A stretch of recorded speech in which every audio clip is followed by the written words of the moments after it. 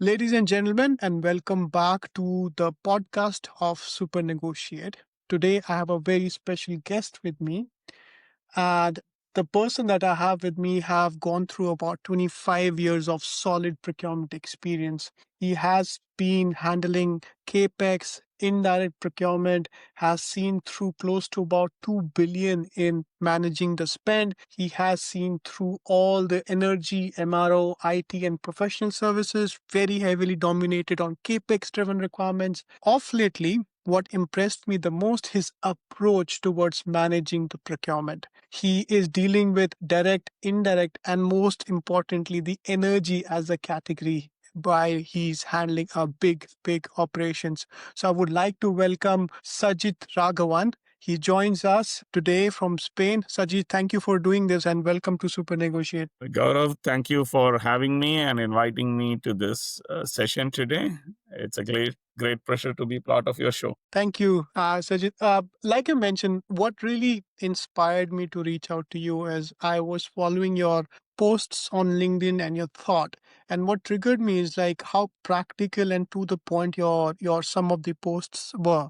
And I believe I just want to get your thoughts around how you're looking at the things. We will go both in terms of macros and also specifics because I love to get your take on the complex category energy that you are handling. But before we do that, Sajid, how do you see procurement in next 3 to 5 years? Let's start with that approach, maybe get your insights on cost management aspect. So I would love to have your take on this. Sure, Gaurav. So we can dive into detail into any topic that you would wish to take today. So to answer your question, I always see procurement function as a business enabler. What we do on a day-to-day basis is creating and sustaining value for the business to ensure that the business is successful as well as competitive in the current market landscape. So before we dive deeper into how do I see procurement in next 3 to 5 years, I would say procurement would evolve according to how the business will evolve in next 5 years. So the first priority would be let's look at what's happening in the world. I'm not planning to make any bold predictions, but still let's look at what is expected in next few years. And procurement will automatically adopt to the changes that is happening in this world. So let's start with from the globalization perspective. From the beginning of 1990s to 2000, we also a strong push towards globalization. As we speak, post-COVID era, we see that scenario changing. We see a much more divided world, which is pushing towards more regional and localized action. We also see, yeah. That's quite interesting. Sorry, I'm going to keep it conversational, but Yeah, that's quite absolutely. an interesting take. That you're seeing this as regional, more localized post COVID. Absolutely. From a unipolar world, now we start seeing a multipolar world emerging, right? If you look at the conflicts that has been ongoing across the world, which are ongoing for 2 to 3 years, the world is not able to solve many of them, even after multiple years of conflicts, right? So that also is a clear driver or a fact that the world is not just unipolar anymore. It's becoming more and more multipolar, and it is getting more and more challenging for procurement professionals as well. So if you take it as one of the changes that is happening in the world, this change is also driving how the commodity markets are evolving. Let's look at crude oil, natural gas. From 2005 to 2015, if the geopolitical impact on commodities were, let's say, a multiplier of 1, from 2015 to 2024, that multiplier has been 2.8. And this data I am referring to a World Bank data. That means geopolitical impacts on some of these commodities has gone up by 2.8 times in a span of around 10 to 15 years. And this 2.8, Sajid, you're referring to the volatility, or it's just one-sided cost increase that you're looking It's at? volatility. It's Okay. purely the volatility that is happening from geopolitics.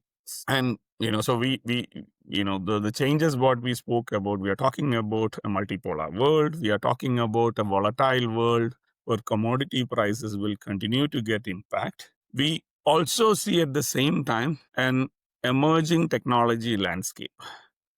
To Hmm. explain this in a much simpler way, a computer became popular in around 30 years. When That's interesting. internet came to the world, it took almost 10 years plus for this to become popular. Hmm. Since February of 2025 to October, when we are speaking, in last 6 months, 400 million new users were added to ChatGPT in a span of 6 months. It talks about adoption of the users now, how fast the technology is scaling. Absolutely. So, the amount of time it takes for a computer to become popular versus an internet to become popular, and AI popularity is being driven in with a much faster pace. That's interesting. So, Sajid, do you, and I'm going to probably ask a stupid question multiple times through the conversation. So, how does it impact the procurement, right? Because you're talking about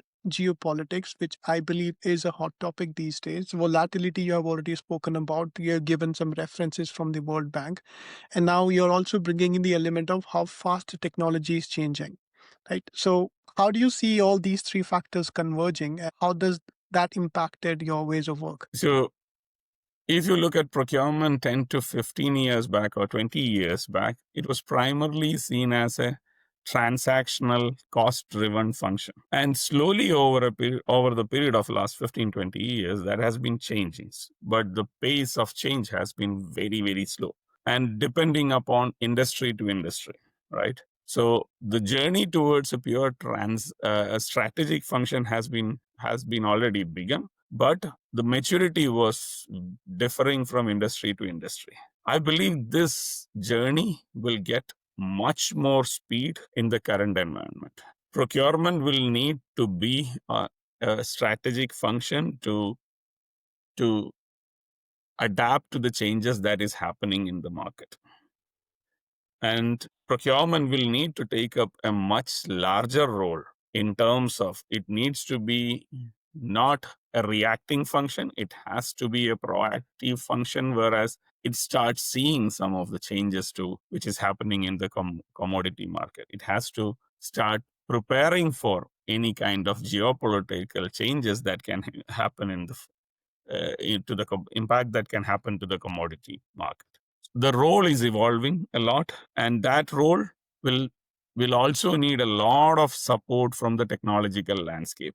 If you look at the tools that we use today, most of those tools that we use in procurement were developed during the phase of late 80s or 1990s, and those are the tools we are still continuing. I do believe that over next few years these tools will also start adapting to the changes in the technology world, and AI will come into play.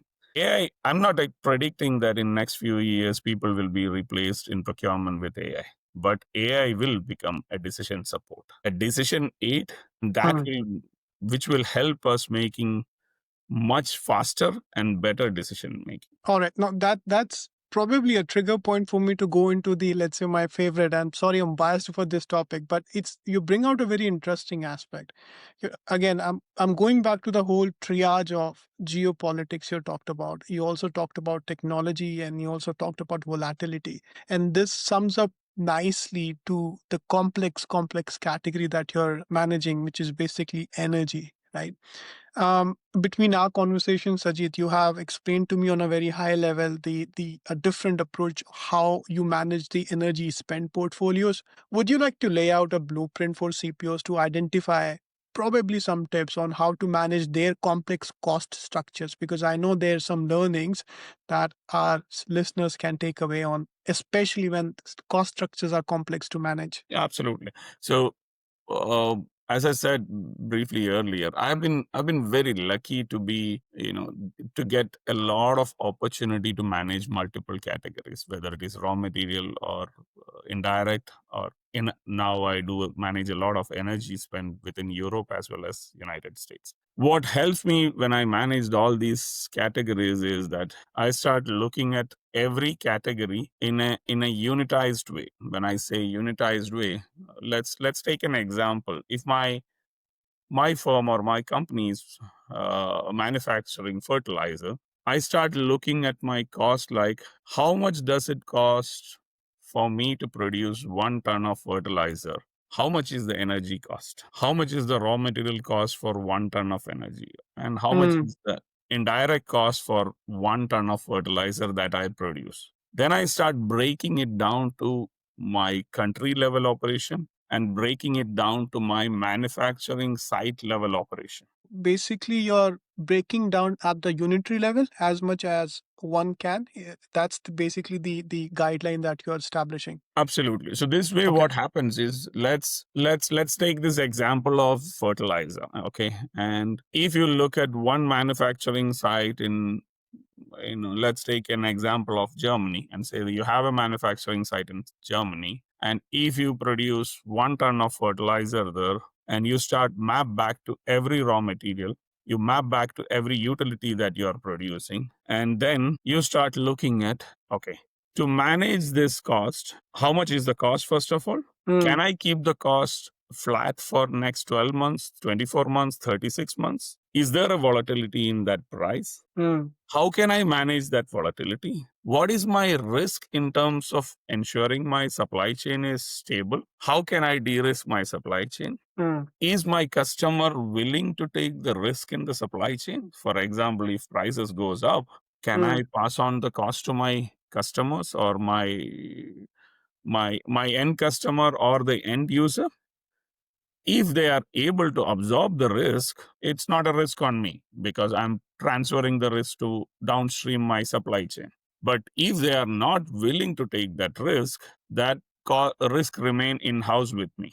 So as a procurement professional, as a supply chain professional, I need to decide, how do I manage that supply chain risk, or all the commodity volatility risk, right?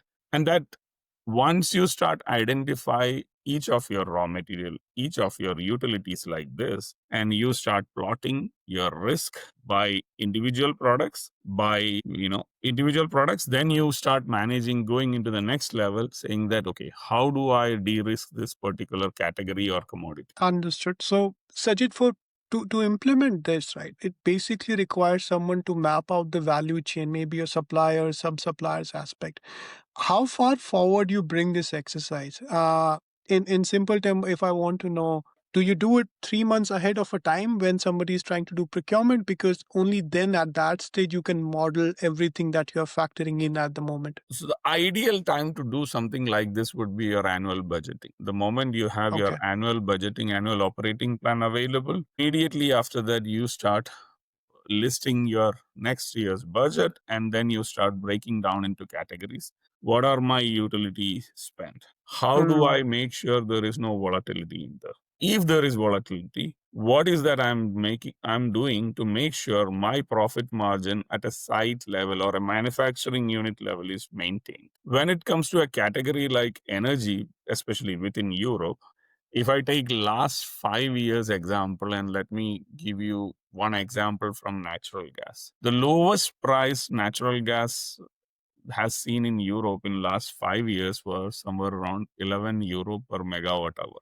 And Mm. the highest price that we have seen is around 310 euro. Wow, that's that's a significant volatility in the price. Yes. So if you are a manufacturer who has natural gas either as a raw material or as a utility for heating up or producing electricity or any other purpose, you are talking about a fluctuation in your raw material cost by almost 30 times. Yeah. No industry can pass that on to their customers, right? Then the option of managing something like this has been, and natural gas specifically had a lot of Mm-hmm. volatility due to the Russia-Ukraine conflict as well, right? But Hmm. that was a specific reason for that. But still, how do you manage a scenario like this? How well you are prepared to manage a scenario like that? So you start first identifying your elements of cost and risk, cost Hmm. volatility and risk, and then you start looking at what price point as an organization I would maintain my profitability. And then how do you ensure that procurement as a function is Hmm. able to meet those targets? Sajid, I really like this thought because there's one thing I keep on noticing that you always use the word profitability, right? And it basically ties up with everything that one is looking for procurement to become a value creator, because often people would talk about savings, but I noticed that you use the word profitability a lot. So I really admire this value metric. And I think with the volatility of 30 times, then procurement in your domain becomes an extreme business value creator, right? It's a make or break kind of a difference, because if you don't manage volatility perfectly, then the whole company's P&L can go for a toss. Oh, absolutely. I mean, unfortunately, we all of us in procurement many a times are measured by matrices. Those were created in 1980s and 1990s, right? The last purchase price Mm, comparison of savings or working yeah. capital measurement improvement, how much you saved, compared to the lowest offer. These matrices were built probably in 1980s and 1990s. Unfortunately, we are still being measured by, you know, many of our peers in that way. And that's the biggest harm you can do to procurement as a function. Okay. Because you're completely reducing the capability or the value that procurement can pay. I I see procurement as a function which is almost equivalent of sales. Sales brings you the top line benefit. Procurement Hmm. brings you the bottom line benefit in terms of cost savings and building relations and building strategic connections with the relevant market forces. Right. So if we are being measured by those old matrices, Mm. we will end up delivering in the historic way, which is not what the market demands as of now. Brilliant. I love this thought, especially because, and I'm sidetracking a bit, because in your word, I'm sure you will have a much more stronger vendor alliance, meaning you can't really swap out vendor with every RFP or RFQ, etc. So how do you see the vendor relationships, especially when volatility is quite a big concern? So to me, supplier relations is an integral part of your day-to-day activities. I know many organization has this practices of having dedicated SRM resources, having Yes. SRM supply chain supplier relationships management as a separate team within procurement. I don't believe that is how it needs to be managed. Supplier relationship is part of every procurement employee's day-to-day activities. Mm. And that has to happen in parallel with your day-to-day activities if you are a buyer, or if you are a category manager, if you are a CPO, or if you are a procurement director. Relationship with your supplier is always a critical activity. And you need to find time to maintain your relation, have those communication, understand what is happening there in their world, suppliers' world, and understand what risks they are facing, how a geopolitical change is impacting them, how a new tariff that has come up has impacted your suppliers. If you do not find time to understand those things, we won't be effective in today's world. So my many organizations starts looking at SRM or supplier relationship when a volatility or a crisis happens in the world. I would say this is your day-to-day job, and you should be actually enjoying those relation when a crisis happens. You should not be starting that relation when a crisis happens. You should continue having those relation even when there is good times in the world, but you will enjoy the most when the crisis hits. That's quite brilliant thought, because what we see generally in operational management, the supplier relationship management is often transactional, right? Measuring them on quality, measuring them on delivery times, measuring them against the SLAs, and penalizing them more often than not. What you're saying is it has to be done at a higher level, more from a partnership perspective. It's almost as like you're managing their risks as well at the same time your risks. No, absolutely. So let me give an example and explain this, right? Hmm. When when we have a quality problem for any of the raw materials, sometimes it gets escalated up to the senior most level, and the CPO is engaged with your raw material supplier, going up to the CEO level discussions. I have seen this happening multiple times in my career. But when an invoice from a supplier gets stuck or not paid, how many times it gets escalated, right? So Yes. you need to have those engagements on both directions so that they start realizing that you are a true partner. The suppliers start also realizing that, hey, it is not only when something goes wrong my senior management is being asked to connect, but when I have a challenge, when I have a cash flow issue also, the procurement team and the senior management of my customer is willing to listen and engage. So that's the beginning of a good supplier relationships. That's a powerful thought. I think one might have to unpack the whole partnership angle quite, let's say, in detail, because, like I mentioned, what we are taught from operational management level is basically the transactional relationship management. And what you're suggesting is you almost have to go hand in hand with your strategic suppliers. No, absolutely. And then from my own experience, I can tell you that whenever any kind of crisis scenario or emergency scenario has, you know, came in front of me, there has been a supplier partner who has always been there to get me out of those challenges. And those situations or those relations were not created just in one day. Those relations were created over a period of time, and you have to put time and effort to it, and your partner needs to see that there is sincerity and effort in that, building in that relationship as well. Brilliant. Sajith, I'm going to take you back to the comment you made earlier regarding the whole tech adoption, how fast it is scaling now.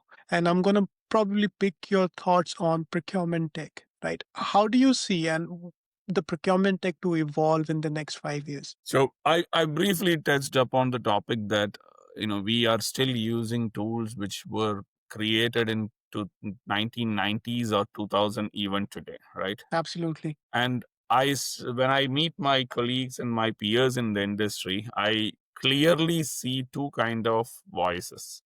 One, a set of procurement leaders who are super optimistic about the AI boom and what is going to happen, and everything is going to be amazing, super easy in next few years, and procurement is going to have a huge technological change. This is one set of procurement leader. And the other set of procurement leaders who are very pessimistic about the AI change because they believe that currently there is a huge hype in the market, and AI to be effective in, especially in industrial procurement, it is going to take a much longer time than what is being projected. I would say I'm somewhere in the middle.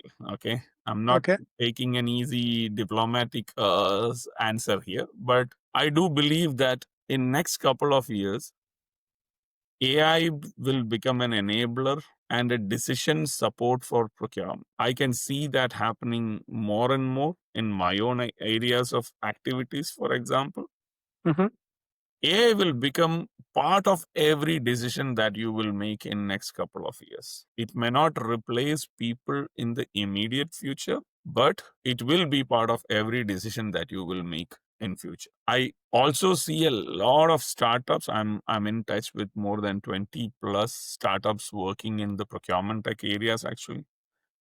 And I see them working from starting from, solving the larger problems to Hmm. very small problems for like a RFQ automation or comparison of offers, etc., etc. Hmm. Many of those startups, I don't believe that they will even survive in next 5 years, and I believe clear leaders will emerge out of the AI procurement area as well. And I expect a lot of consolidation in that area, Mm-hmm. but it is very clear to me that we are about to see the next phase of change. It is not going to be the same tools which we have been used to for last 30 years. We Absolutely. will see the next phase of change. It's quite interesting, Sajid, because when you look at the procurement tech industry in the last 5 years, when you zoom out a bit, it has exploded, right? Every use case is now becoming a startup. Uh, Good or bad, will, as you said, we'll probably see, because the merit lies in solving the problem, not probably wrapping up with another UI layer. No, absolutely. And I am also a student in this area as of now. I keep testing and reviewing every new tool that is coming in the market. And I Mm-hmm. keep engaging with many of the founders as well to understand how are they seeing these changes in the market. Because my input to most of my procurement colleagues has been that, it's an old quote by Charles Darwin, that it is not the strongest of the animal or nor the biggest of the animal that survives. It's the one which is most adaptable to the change. Absolutely. That's a brilliant thought to conclude. Sajid, we have a segment, and it ties up nicely with what you have just said. Towards the last part of our discussion now is, leave a procurement problem that you want a startup to solve for you. Great question, and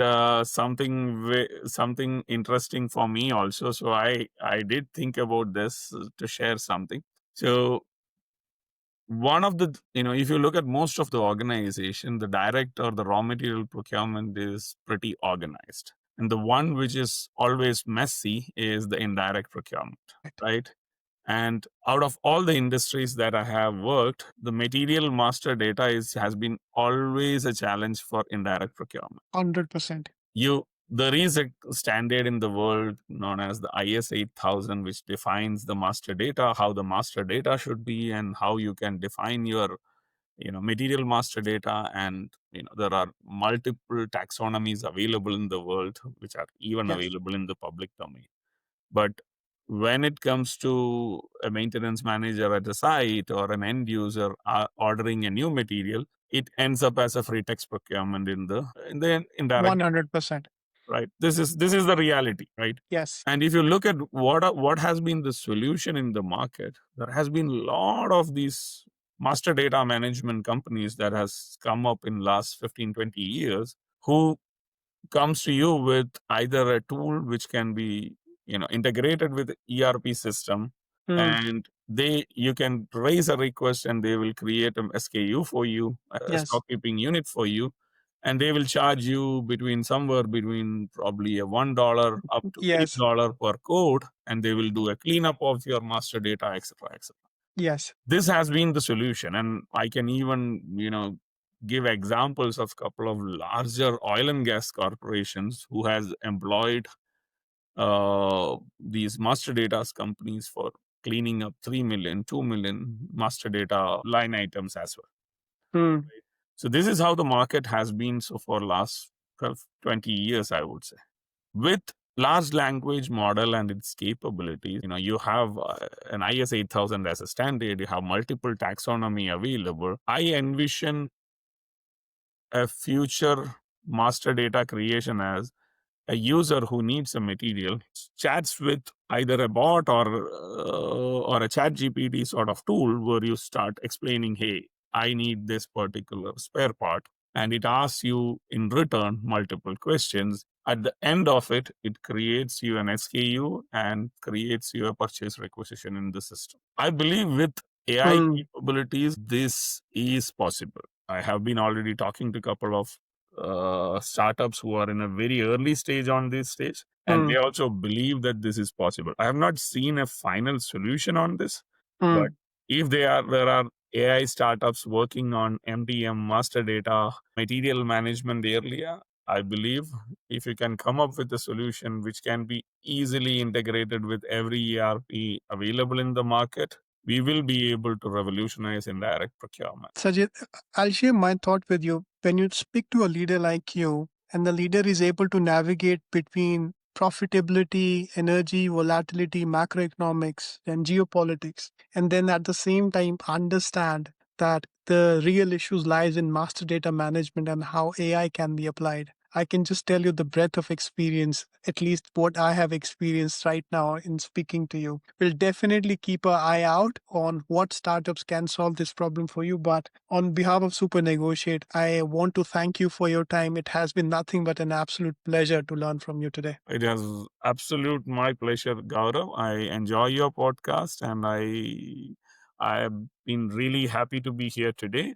Keep doing the great work you are doing and support the procurement colleagues more and more. Thank you so much, Sajith. We'll catch up soon. Thank you. Thank you.